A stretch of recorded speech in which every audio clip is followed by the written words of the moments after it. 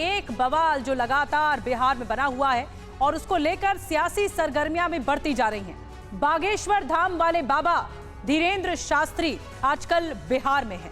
पटना में हनुमान कथा पढ़ रहे हैं, लेकिन बाबा बिहार क्या गए, सियासी बयानों की बौछार शुरू हो गई, सियासी बयानों की बहार आ गई। बाबा बागेश्वर भी कहां चुप रहने वाले हैं। विरोधियों को उन्होंने अपने अंदाज में ललकारा है और एक बार फिर से हिंदू राष्ट्र की हुंकार भर ली।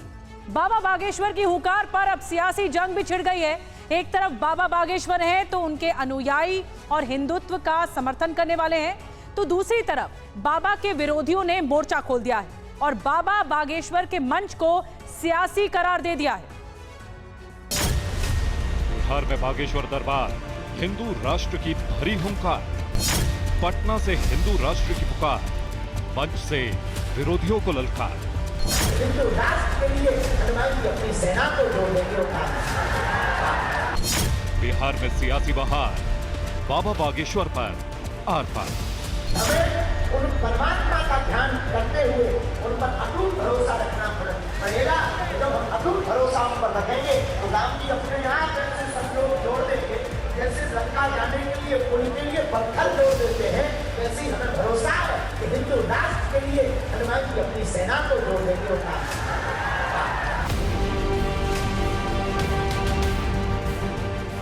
इस बार बाबा बागेश्वर का दरबार पटना में सजा। 5 दिन बाबा बागेश्वर का दरबार लग रहा है, जिसमें हनुमान कथा सुनाई जाएगी और पर्ची भी निकाली जाएगी, ठीक उसी तरह जैसे बागेश्वर धाम में बाबा धीरेन्द्र शास्त्री निकालते आए हैं। हो सकता है किसी की पर्ची में भूत प्रेत का टोटका निकल जाए, तो बाबा भूत को भगाने का मंत्र भी खूब जानते हैं। पिछले कुछ महीनों में बाबा बागेश्वर की शोहरत खूब बढ़ी, बाबा की जय जयकार हो रही। इस बीच बाबा बागेश्वर का नाता विवादों से भी जुड़ा है, लेकिन बाबा बागेश्वर को फर्क नहीं पड़ता। लोग लाख उनके खिलाफ बयानबाजी करें, लेकिन बाबा बागेश्वर तो हिंदू राष्ट्र की धुनी रमाए हुए हैं। बाबा बागेश्वर के पटना पहुंचने से पहले खूब विरोध होने लगा। बाबा के पोस्टर तक फाड़ दिए गए। चैलेंज कर दिया गया कि बाबा बिहार आकर दिखाएं, लेकिन बाबा बागेश्वर ने तो पहले ही अपने निराले अंदाज में कह दिया था कि आ रहा हूं बिहार के पागलों। जैसा बाबा बागेश्वर ने कहा, वैसे ही वो बिहार में कथा सुनाने आ पहुंचे। बाबा बागेश्वर को देखने हजारों की भीड़ उमड़ पड़ी।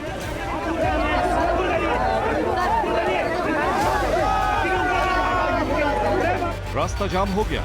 लोग बाबा के दर्शन के लिए घंटों इंतजार करते रहे। बाबा बागेश्वर आए तो जय जय राम के नारे लगाए जाने लगे।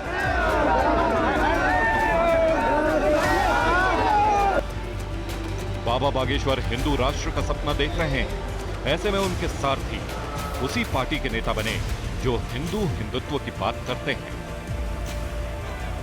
बाबा बागेश्वर की गाड़ी मनोज तिवारी चला रहे थे। बाबा बागेश्वर मंद मंद मुस्कुरा रहे थे। कभी गाड़ी के अंदर से हाथ हिलाकर अभिवादन कर रहे थे, कभी गाड़ी में खड़े होकर अपने भक्तों को बता रहे थे कि वो बिहार आ चुके हैं। बाबा बागेश्वर का दरबार 5 दिन तक सजा है। 13 मई से शुरू होकर 17 मई तक कथा चलेगी। 15 मई को बाबा के दरबार में पर्ची खोली जाएगी। इस बार इंटरनेट पर्ची की भी व्यवस्था है। सिर्फ बिहार ही नहीं, बिहार के बाहर से भी लोग आ रहे हैं। धनबाद से भयंकर गर्मी में, उमस में मिलने की तमन्ना है, बाबा को देखने का मन है। जुनून सवार था हम पे। जुनून सवार था? जुनून सवार था इनसे मिलने का, इसलिए हम आए। ऐसा क्या है बाबा में खास? बहुत शक्ति है इनमें, जो बोलते हैं वो सच बोलते हैं। आज तक ऐसा हमने नहीं देखा किसी को। अब बाबा को आप जानती कैसे हैं? कभी मिली भी हैं उनसे? नहीं, कभी नहीं। आज पहली बार मिलना चाहूंगी। शायद मिलना हो पाए कि नहीं ये नहीं कह सकते। उम्मीद है कि शायद मिल लें, इतने दूर से हम आए।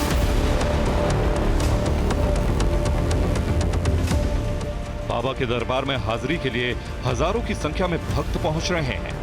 घंटों तपती धूप में इंतजार के बाद नंबर आता है, लेकिन बाबा के अनुयायियों को इससे कोई फर्क नहीं पड़ता। वो एक बार दरबार में जाकर बाबा को साक्षात देख लेना चाहते हैं। बाबा ने एक बात कही है, हिंदू राष्ट्र वाली बात, आप उनकी बात से सहमत हैं? हाँ, 100%। तो आपके परिवार में और भी लोग यहाँ आए? सब आए। हमारी बहन है, हम लोग 2 बहन। अच्छा, ये बड़ी दीदी क्या नाम हुआ आपका?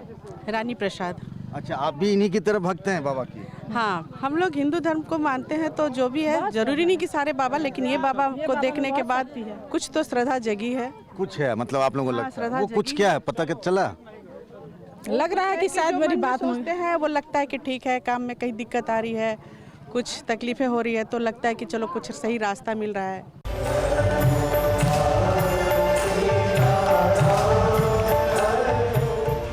बिहार में बाबा की जय जयकार हो रही है।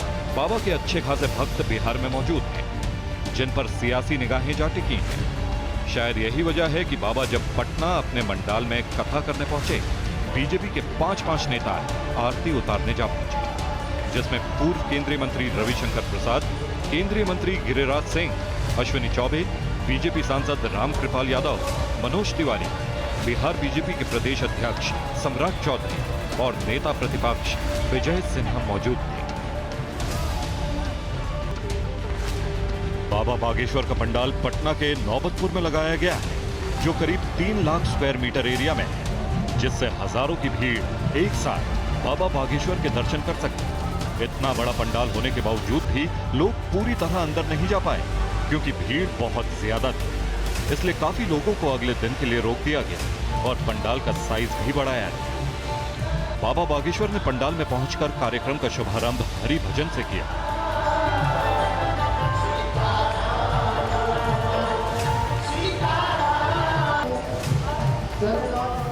फिर हनुमान पूजा की।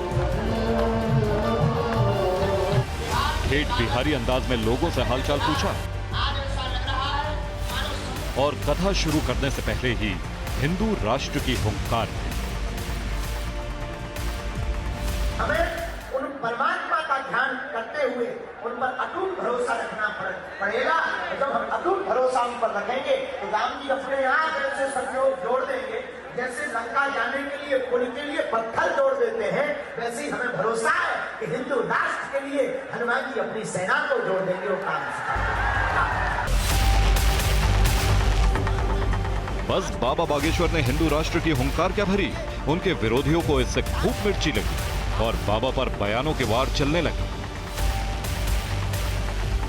निमंत्रण भेजा गया है, क्या आप भी जाएंगे? देखिए, बाबा बागेश्वर धाम के लोग आके हमसे माफी मांग रहे हैं, गेट पर हो जा रहे हैं। अच्छा, उसका वीडियो रिलीज करेंगे, देखिएगा।